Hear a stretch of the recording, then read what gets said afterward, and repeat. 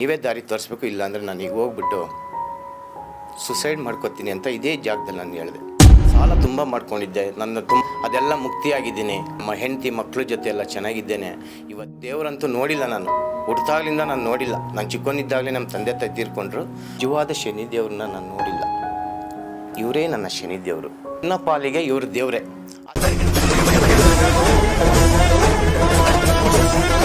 Doctor Shri Dhananjaya ಗುರುಗಳು ಅವರು, ನಾನು ತುಂಬ ಅವ್ರನ್ನ ಹೇಗೆ ನಂಬಿದ್ದೀನಿ ಅಂದರೆ, ಈ ಕ್ಷೇತ್ರದ ಒಂದು ನಮ್ಮ ತಾಯಿಯ ಬಗ್ಗೆ ಹೇಗೆ ನಾವು ವರ್ಣಿಸೋಕ್ಕಾಗಲ್ವೋ ಅದೇ ರೀತಿ ನಾನು ಈ ಕ್ಷೇತ್ರದ ಬಗ್ಗೆ ನನಗೆ ಮಾತೇ ಬರ್ತಾಯಿಲ್ಲ. ಯಾಕೆಂದರೆ ನಾನು ತುಂಬ ಬಡವ. ಆ ಟೈಮಲ್ಲಿ ತುಂಬ ಬಡವ ಅಂತ ಅಂದರೆ ಭಿಕ್ಷೆ ಬೇಡ ಲೆವೆಲ್ಲಿಗೆ ಬಂದೆ. ದೇವರು ಅಷ್ಟು ಕಷ್ಟ ಕೊಟ್ಟ. ತಿನ್ನೋಕ್ಕೆ ಅನ್ನನೇ ಇಲ್ಲ, ಕುಡಿಯೋಕ್ಕೆ ನೀರಿಲ್ಲ, ಯಾರಂದ್ರೆ ಯಾರೂ ಇಲ್ಲ, ಅಪ್ಪ ಅಮ್ಮ ಇಲ್ಲ. ಅಪ್ಪ ಅಮ್ಮ ಸತ್ತೋಗಿ ಒಂದು 20 ವರ್ಷ ಆಯಿತು. ಆಮೇಲೆ ನೆಕ್ಸ್ಟ್ ಬಂದು ನಾನು ಅದೇನು ಜ್ಞಾನ ಬಂದು ಇಲ್ಲಿ ಒಂದು ವಾರ 15 ದಿವಸ ಪ್ರತಿ ದಿವಸ ಇಲ್ಲೇ ಇದ್ದು ಈ ದೇವರನ್ನು ನಂಬಿ ಇವತ್ತು ನಾನು ಒಂದು ಲೆವೆಲಿಗೆ ಅಂತಂದರೆ, ಈ ಸಾಲಗಾರರು ಸಾಲ ತುಂಬ ಮಾಡ್ಕೊಂಡಿದ್ದೆ. ನನ್ನ ತುಂಬ ಕಷ್ಟದಿಂದ ಅದೆಲ್ಲ ಮುಕ್ತಿಯಾಗಿದ್ದೀನಿ. ಗಂಡ ಹೆಂಡತಿ ಜೊತೆ, ನಮ್ಮ ಹೆಂಡತಿ ಮಕ್ಕಳ ಜೊತೆ ಎಲ್ಲ ಚೆನ್ನಾಗಿದ್ದೇನೆ. ಇವತ್ತು ಯಾವ ತೊಂದರೆನಿಲ್ಲ. ಪ್ರತಿಯೊಬ್ಬರೂ ದೇವರಲ್ಲಿ ಭಕ್ತಿ ಇಡಬೇಕು, ನಂಬಿಕೆ ಇಡಬೇಕು. ಆ ನಂಬಿಕೆ ಒಳಗಡೆ ಒಂದು ಭಕ್ತಿ ಅನ್ನೋದಿದೆ. ಆ ಭಕ್ತಿಯಿಂದ ಬಂದು ಪ್ರತಿಯೊಬ್ಬರು ತನ್ನ ಮನಸ್ಸಲ್ಲಿ ನಾನಂತೂ ಇವತ್ತಿನವರೆಗೂ ದೇವರಂತೂ ನೋಡಿಲ್ಲ. ನಾನು ಹುಟ್ಟಾಗ್ಲಿಂದ ನಾನು ನೋಡಿಲ್ಲ. ನಾನು ಚಿಕ್ಕವನಿದ್ದಾಗಲೇ ನಮ್ಮ ತಂದೆ ತಾಯಿ ತೀರ್ಕೊಂಡ್ರು. ಆದರೆ ಈ ಟ್ಯಾಟು ಇದೆಯಲ್ಲ, ಈ ಒಳಗಡೆ ನನ್ನ ತಂದೆ ತಾಯಿ ಇದ್ದಾರೆ. ಆದರೆ ನನ್ನ ಬಾಡಿ, ನನ್ನ ಉಸಿರಿರೋವರೆಗೂ ನನಗೆ ಅನ್ನ ಕೊಟ್ಟಂಥ ದೇವರು. ಅಂದರೆ ಇವ್ರಿಗೆ ನಾನೇ ಒಂದು ಸ್ಪೆಷಲ್ಲಾಗಿ ಕಲಿಯುಗದ ಶನಿ ಮಹಾತ್ಮ ಅಂತ ಕರಿತಾ ಇದ್ದೀನಿ. ನಾನು ಆ ದೇವರಂತೂ ನಾನು ನೋಡಿಲ್ಲ.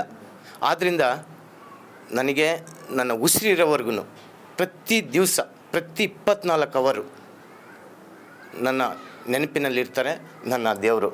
ಆಮೇಲೆ ಇವ್ರ ಹೆಸರಲ್ಲಿ ಈ ಬುಕ್ಸನ್ನು ನಾನು ಬರಿತಾ ಇದ್ದೀನಿ. ಇವರು ಹೇಗೆ ನನಗೆ ದೇವರಾದರು, ಕಲಿಯುಗದ ಶನಿ ಮಹಾತ್ಮ ಅನ್ನೋದು ನನ್ನಿಂದ ಹೇಗೆ ಬಂತು, ಯಾಕೆ ಬಂತು, ಮತ್ತು ಪ್ರತಿಯೊಂದೂ ಇವರ ಚರಿತ್ರೆ, ನನ್ನ ಈ ಕ್ಷೇತ್ರದ ಒಂದು ಮಠದ ಒಂದು ಚರಿತ್ರೆ, ನಂದು ಓನ್ ವೆಹಿಕಲ್, ಯಾರ ಸಹಾಯ ಹಸ್ತ ಬೇಡದೆ ನನ್ನ ಸ್ವಂತ ಖರ್ಚಿನಿಂದ ನನ್ನ ಗಾಡಿಯನ್ನು ತಗೊಂಡು ಪ್ರತಿಯೊಂದು ಕರ್ನಾಟಕದಾದ್ಯಂತ ಪ್ರತಿಯೊಂದು ಮನೆಗೂ ಈ ಬುಕ್ಸನ್ನು ಪ್ರಿಂಟ್ ಮಾಡಿ ತಲುಪಿಸ್ತಾ ಇದ್ದೀನಿ. ದೇವರನ್ನು ಹೋಲಿಸ್ಕೋಬೇಕು ಅಂತಂದರೆ ಸ್ವಾಮೀಜಿಗಳಾಗಲಿ ಇನ್ನೊಬ್ಬರಾಗಲಿ ಅದಿಲ್ಲ. ನನ್ನ ಪಾಲಿಗೆ ಇವರು ದೇವರೇ. ಆ ದೇವರನ್ನು ನನ್ನ ಭಕ್ತಿ ಒಳಭಾಗದ ಒಂದು ಭಕ್ತಿ ಇದೆಯಲ್ಲ, ಆ ಭಕ್ತಿ 24 ಅವರ್ ಆಗ್ಬೋದು, 6 ತಿಂಗಳಾಗ್ಬೋದು, 3 ತಿಂಗಳಾಗ್ಬೋದು. ಆದರೆ ನನ್ನ ದೇವರನ್ನ ನಾನು ಹೋಲಿಸ್ಕೋಬೇಕು ಅಂತ ಅಂದರೆ 3 ವರ್ಷ ಆಯಿತು. 3 ವರ್ಷ ಅಂದರೆ 3 ವರ್ಷ ಅಂತಂದರೆ ನಾನು ಸಂಪರ್ಕದಲ್ಲಿರಲಿಲ್ಲ. ಆ ಸಂಪರ್ಕದಲ್ಲಿ ಯಾಕೆ ಇರಲಿಲ್ಲ ಅಂದರೆ, ಬರೋದು ದೇವಸ್ಥಾನದಲ್ಲಿರೋದು, ಅಲ್ಲಿ ಗುಡಿಗೆ ಹೋಗಿ ಕೈ ಮುಗಿಯೋದು, ಮತ್ತು ಹಣ್ಣು ಕೈ ಮಾಡಿಸ್ಕೊಳ್ಳೋದು ನನ್ನ ಬಡಸ್ಥಾನದಲ್ಲಿ. ಆಮೇಲೆ ನಾನು ಹತ್ರ ಆಗಿ ಮತ್ತೆ ಮಾತಾಡಿ, ಅವರು ಬಾರಪ್ಪ ಇಲ್ಲಿ, ನಾನೆಲ್ಲೋ ಒಂದು ಮೂಲೆಯಲ್ಲಿ ಕೂತಿದ್ದೆ. ಇದೇ ಥರ ಈಗ ಜನ ಕೂತಿದ್ದಾರಲ್ಲ, ಅದೇ ಥರ ನಾನು ಒಂದು ಮೂಲೆಯಲ್ಲಿ ಕೂತಿದ್ದೆ. ಬಾರಪ್ಪ ಇಲ್ಲಿ, ನೀನು ಏನು ಪ್ರಾಬ್ಲಮ್ಮು, ಯಾಕೆ ಹಿಂಗಾಗಿದೆಯಾ ಅಂತೆಲ್ಲ ಕೇಳಿ, ಗುರುಗಳೇ ನನಗೆ ಈ ಥರ ಪರಿಸ್ಥಿತಿ ಪ್ರಾಬ್ಲಮ್ ಇದೆ, ತುಂಬ ಹೆಂಡತಿ ಮಕ್ಕಳನ್ನೆಲ್ಲ ಬಿಟ್ಬಿಟ್ಟಿದ್ದೀನಿ, ಮನೆ ಮಠ ಎಲ್ಲ ಬಿಟ್ಟಿದ್ದೀನಿ, ನನಗೆ ನೀವೇ ದಾರಿ ತೋರಿಸ್ಬೇಕು, ಇಲ್ಲಾಂದರೆ ನಾನು ಈಗ ಹೋಗ್ಬಿಟ್ಟು ಸುಸೈಡ್ ಮಾಡ್ಕೊತೀನಿ ಅಂತ ಇದೇ ಜಾಗದಲ್ಲಿ ನಾನು ಹೇಳಿದೆ. ಬೇಡ, ಆ ಥರ ಕೆಟ್ಟ ಇದನ್ನು ಮಾಡ್ಕೋಬೇಡ, ನಿನಗೆ ಒಂದು ಹೋಮ ಮಾಡಿಕೊಡ್ತೀನಿ, ಹೋಮ ಮಾಡಿಕೊಟ್ಟಾದ್ಮೇಲೆ ನೋಡು ನೀನು ಇವತ್ತಿಂದ ರಾಜ ಆಗ್ತೀಯ ಅಂತ ಹೇಳಿದ್ರು. ನನಗೆ ಒಂದು ಹೋಮ ಮಾಡಿಕೊಟ್ರು. 1 ರೂಪಾಯಿ ದುಡ್ಡು ತೊಗೊಳ್ಳಿಲ್ಲ, 1 ರೂಪಾಯಿ ಯಾರೂ ತೊಗೊಳ್ಳಿಲ್ಲ, ಎಲ್ಲೂ ನಾನು 1 ರೂಪಾಯಿನೂ ಕೊಡಲಿಲ್ಲ ನಮ್ಮ ಈ ಕ್ಷೇತ್ರದಲ್ಲಿ. ಹಾಗಾಗಿ ಹೋಗಿ ಒಂದು ಹೋಮ ಆದ ಒಂದು 3 ತಿಂಗಳಿಗೆ ನನಗೆ ಸ್ವಲ್ಪ ಹಣ ಬರಬೇಕಾಯಿತು.